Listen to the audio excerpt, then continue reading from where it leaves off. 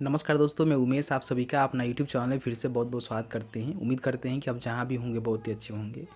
देखिए दोस्तों, अगर आप भी अपना पासपोर्ट बनाना चाहते हैं, जैसे कि मान लीजिए आप विदेश जाना चाहते हैं एज अ काम के पर्पज़ के लिए या फिर घूमने के पर्पज़ के लिए, तो आपके पास जो है एक वैलिड पासपोर्ट होना चाहिए।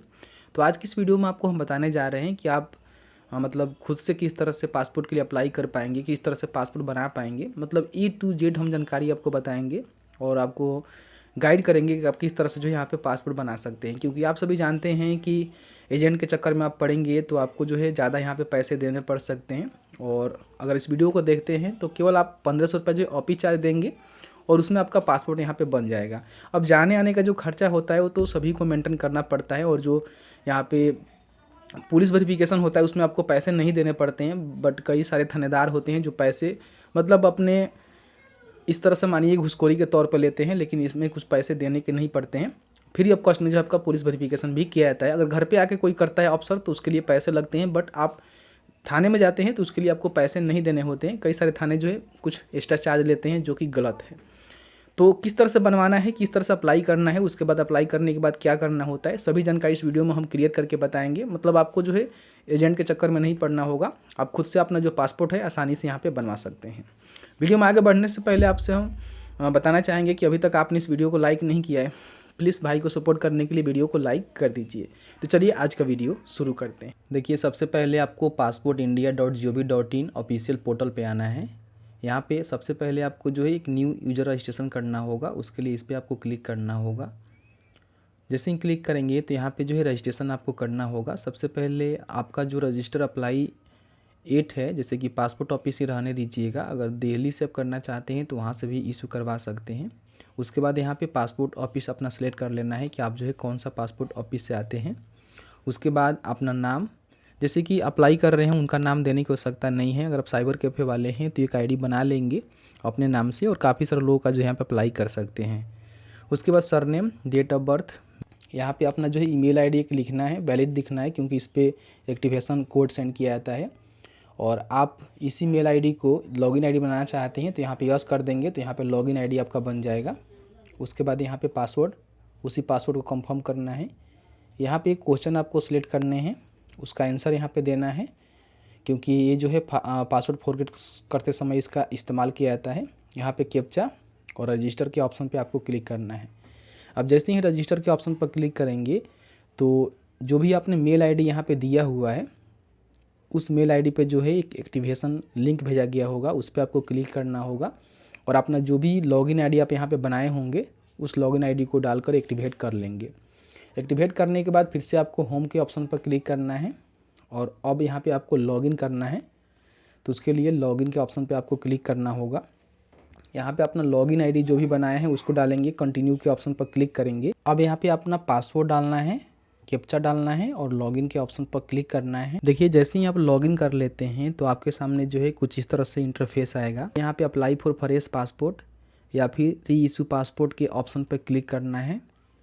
अब यहाँ पे आप ऑनलाइन फॉर्म फिल करना चाहते हैं तो click here to fill the application form online के ऑप्शन पर क्लिक करना है। यहाँ पे कुछ जानकारी आपको बताना होगा, जैसे कि आप पासपोर्ट नया बनाना चाहते हैं तो फ्रेश पासपोर्ट टिक करेंगे। आपके पास पहले से पासपोर्ट है जिसको आप री इशू करना चाहते हैं तो इसको टिक कर सकते हैं। यहाँ पे आप नॉर्मल और तत्काल दोनों में चाहें तो पासपोर्ट बनवा सकते हैं। अगर आपको ज़्यादा अर्जेंट है तो तत्काल सेलेक्ट करेंगे, जिसके लिए आपको चार्ज भी ज़्यादा देना पड़ता है। और नॉर्मल बनाना चाहते हैं तो नॉर्मल यहाँ पे सिलेक्ट करेंगे। यहाँ पे जो भी पासपोर्ट के पेजेज होते हैं, अगर आप 36 पेज का लेना चाहते हैं तो 36 पेज, 60 पेज का लेना चाहते हैं तो 60 पेज, अगर ज़्यादा ट्रेवल करते हैं तो 60 पेज ले सकते हैं, जिसके लिए चार्ज भी आपको एक्स्ट्रा देने पड़ते हैं। हम यहाँ पे 36 सेलेक्ट करेंगे, नेक्स्ट के ऑप्शन पर क्लिक करेंगे। अब आपके सामने जो है एक फॉर्म खुलेगा, जिस फॉर्म को आपको स्टेप बाय स्टेप भरना है। जैसे कि जो भी आपका नाम है यहाँ पे आपको नाम लिखना है, सरनेम आपको यहाँ पे लिखने हैं, जेंडर आपको यहाँ पे बताने हैं। और एक बात का ध्यान रखिएगा, जो भी यहाँ पे आप नाम देंगे उस नाम के अकॉर्डिंग जो है आपको डॉक्यूमेंट्स भी देना पड़ेगा। जैसे कि आप आधार कार्ड दे रहे हैं तो आधार कार्ड के हिसाब से ही अपना नाम लिखेंगे, या फिर जो भी आप अपना डॉक्यूमेंट्स दे रहे हैं उसके हिसाब से यहाँ पे आपको नाम लिखना है, स्पेलिंग मैच करके, नहीं तो पासपोर्ट कार्यालय में एप्लीकेशन होल्ड कर दिया जाएगा या फिर रिजेक्ट कर दिया जाएगा। यहाँ पे जेंडर बताना है। उसके बाद अगर आप किसी और नाम से जान जाते हैं तो यस करेंगे, नहीं तो नो। नाम आपने चेंज किया है तो यस, नहीं तो नो। यहाँ पे डेट ऑफ बर्थ अपने आधार कार्ड के अनुसार बना रहे हैं तो आधार कार्ड पे जो भी डेट ऑफ बर्थ है वही डालेंगे। अगर आपका बर्थ इंडिया से बाहर हुआ है तो यस करेंगे, नहीं हुआ है तो नो करेंगे। और आपका बर्थ कहाँ हुआ है वो बता देना है, जैसे कि आपका विलेज और टाउन सिटी क्या था यहाँ पे लिखना है।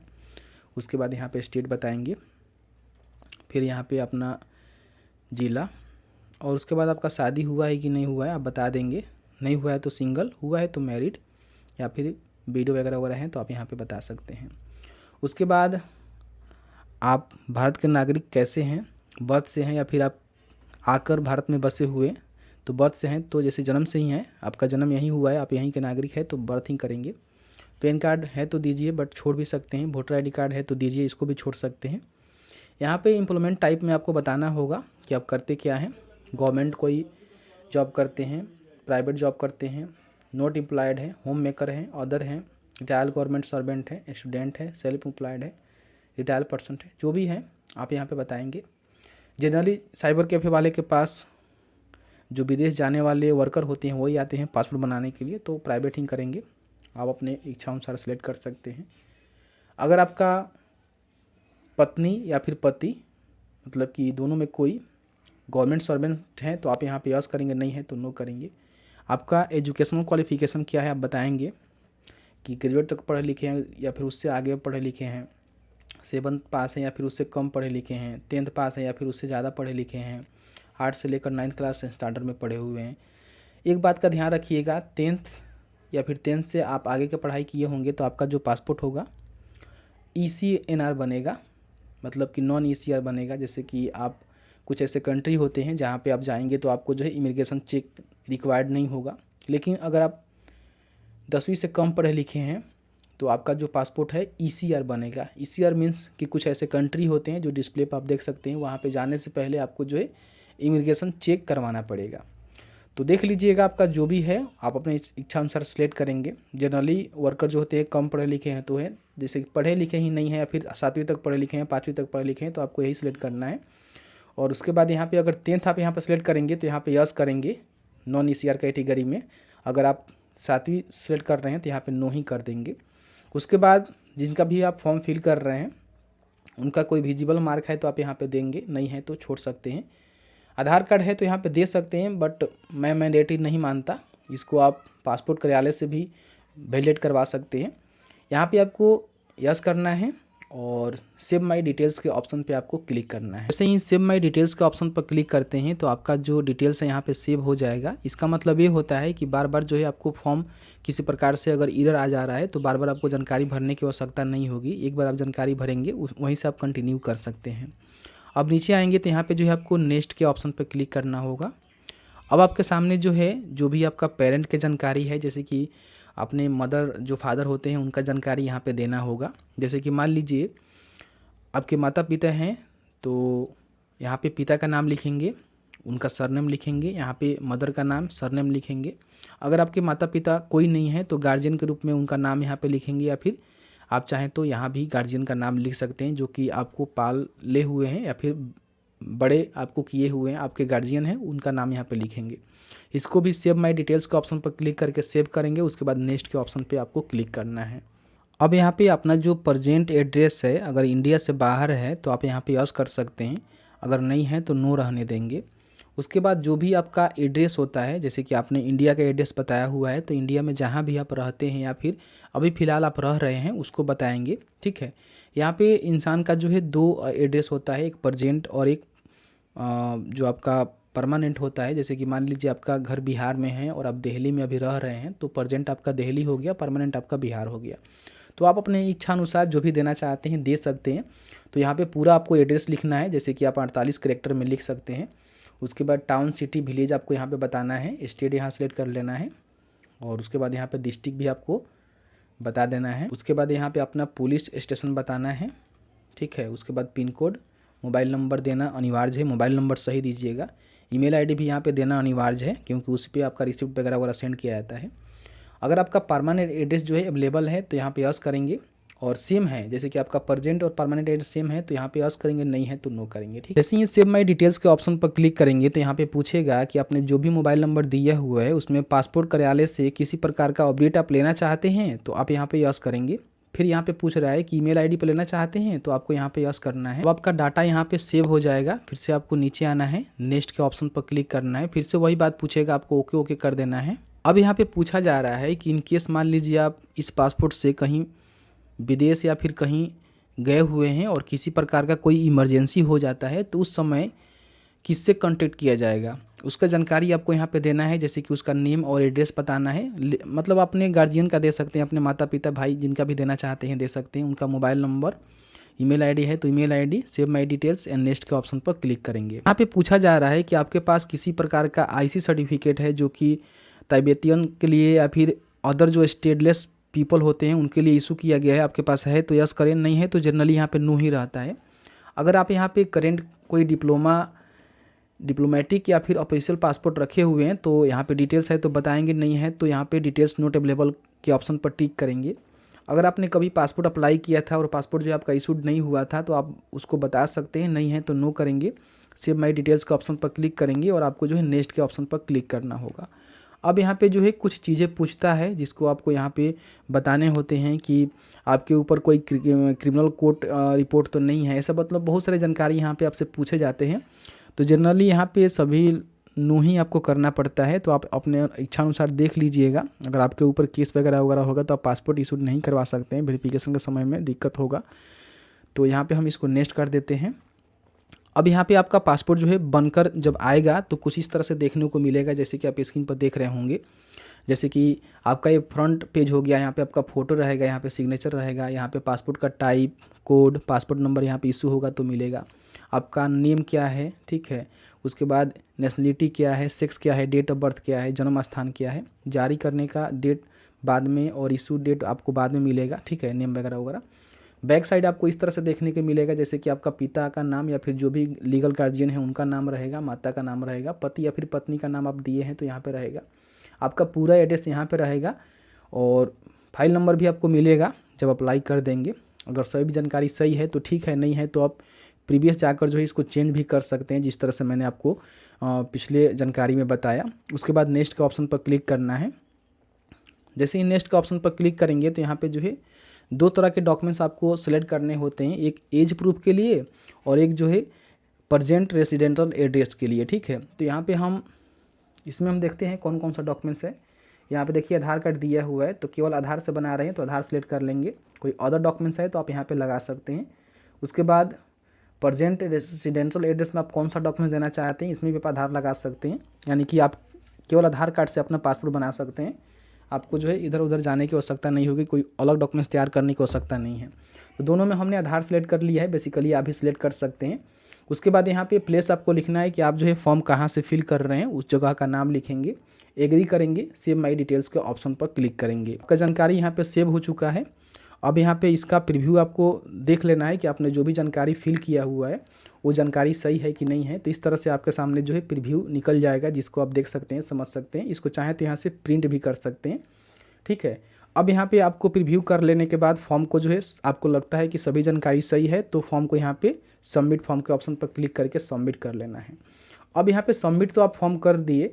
अब यहाँ पे पासपोर्ट ऑफिस जाने के लिए आपको जो है एक अपॉइंटमेंट बुक करने होते हैं और जिस भी डेट को खाली होते हैं उस डेट को जाकर जो है आपको यहाँ पे पासपोर्ट के लिए वेरिफिकेशन करवाना होता है।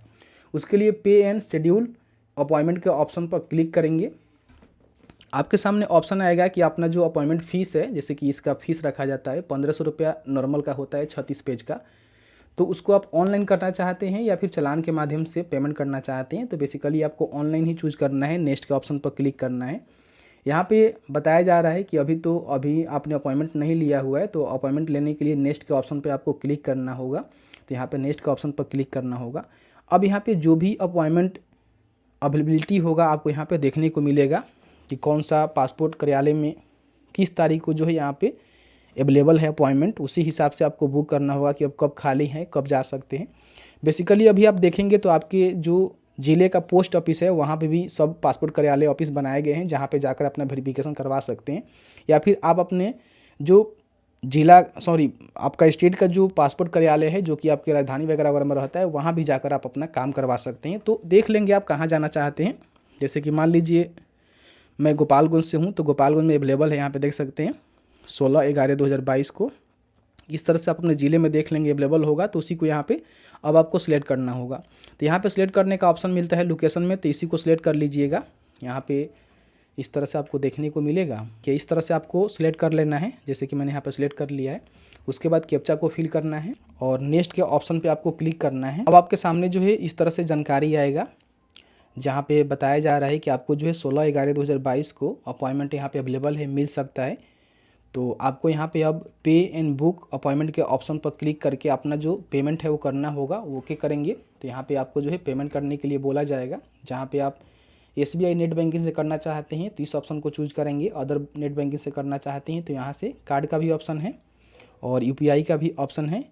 फ़ोनपे गूगल पे से करना चाहते हैं तो इसको सिलेक्ट करके आप यहाँ पे पेमेंट कर लेंगे। पेमेंट करने के बाद क्या होगा कि फिर से जो है आपको लॉगिन करना होगा पासपोर्ट कार्यालय के ऑफिशियल पोर्टल पे, और आपको जो है अपना अपॉइंटमेंट स्लिप निकालना होगा। किस तरह से निकालना है उसके रिगार्डिंग हम जानकारी दे देते हैं। ये फिर से आपको जो है पासपोर्ट सेवा के ऑफिशियल पोर्टल पे आना है, लॉगिन के ऑप्शन पर क्लिक करना है। यहाँ पे अपना यूजर नेम पासवर्ड डालकर लॉगिन कर लेना है। जैसे ही लॉगिन करेंगे तो आपके सामने जो है कुछ इस तरह से इंटरफेस आएगा। यहाँ पे आपको एक ऑप्शन मिलेगा व्यू सेव्ड सबमिटेड एप्लीकेशन, इस पर आपको क्लिक करना होगा।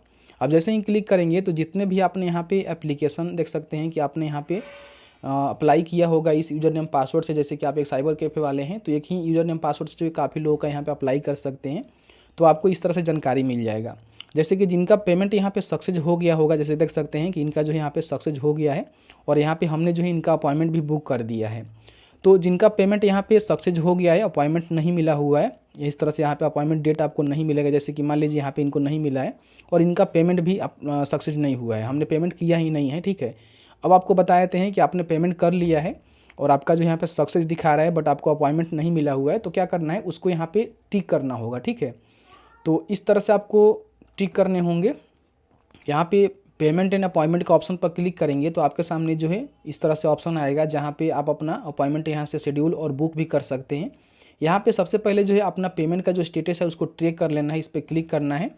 यहाँ पे देख सकते हैं कि सक्सेस दिखा रहा है। अगर आपका सक्सेस दिखाएगा तभी जो है जाकर यहाँ पे अपॉइंटमेंट को आप बुक कर सकते हैं और यहाँ से जो है रीवेरीफाई भी इसको कर सकते हैं। अब यहाँ पे आपको बैक आने हैं, फिर से यहाँ पे टिक करने हैं जिसका भी आप अपॉइंटमेंट बुक करना चाहते हैं, पेमेंट कर दिए हैं। यहाँ पे फिर से आपको पेमेंट एंड अपॉइंटमेंट के ऑप्शन पर क्लिक करना होगा और पे एंड शेड्यूल के ऑप्शन पे आपको क्लिक करना होगा। देखिए हमने जो यहाँ पे अपॉइंटमेंट बुक कर लिया हुआ है तो हमारे सामने जो है कुछ इस तरह का इंटरफेस आ रहा है। लेकिन अगर आपने अपॉइंटमेंट बुक नहीं किया होगा तो यहाँ पे बुक अपॉइंटमेंट का एक ऑप्शन आएगा, उस पर आपको क्लिक करना होगा और फिर से जो आपने पासपोर्ट कार्यालय इस तरह से चूज किया हुआ था, जिस तरह से मैंने आपको चूज करना बताया उस तरह से चूज करेंगे और उसके बाद जाकर जो अपॉइंटमेंट आप बुक करेंगे।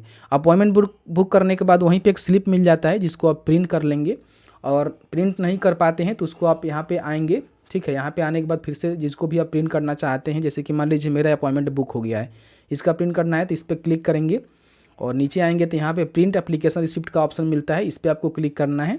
यहाँ पे आपका जो है अपॉइंटमेंट स्लिप इस तरह से मिलेगा जिसमें आपको बता दिया जाएगा कि आपका जो पासपोर्ट कार्यालय है मतलब कहाँ आपको जाना है। जैसे कि मुझे गोपालगंज जाना होगा, कब जाना होगा 14/11/2022 को 2:15 पर जो है मेरा अपॉइंटमेंट है और रिपोर्टिंग टाइम यहाँ पे देख सकते हैं कि 2 बजे वहाँ पे रिपोर्ट कर जाना है। इससे पहले ही आपको जाना होता है और आपका अपॉइंटमेंट आईडी भी यहाँ पे रहता है जिसके माध्यम से आपको वहाँ पे पासपोर्ट का जो है वेरिफिकेशन वगैरह करवाना होता है, जिसके बाद आपका जो है पासपोर्ट यहाँ पे इशू किया जाता है।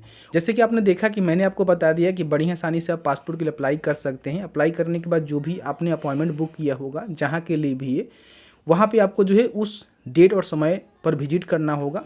डॉक्यूमेंट्स आपको जैसे कि हमने बताया कि अगर आपके पास एक आधार कार्ड है तो उससे भी अपना पासपोर्ट बनवा सकते हैं, बट आप मैट्रिक का सर्टिफिकेट लगाए हैं तो मैट्रिक का सर्टिफिकेट भी लेकर जाना होगा। साथ ही साथ अगर आपने बर्थ सर्टिफिकेट की जानकारी वहाँ पर दिया हुआ है तो बर्थ सर्टिफिकेट भी लेकर जा सकते हैं। बट अगर आपके पास एक आधार कार्ड है तो उससे भी अपना पासपोर्ट जनरेट करवा सकते हैं, दूसरा कोई डॉक्यूमेंट्स आपको देने की आवश्यकता नहीं होगी।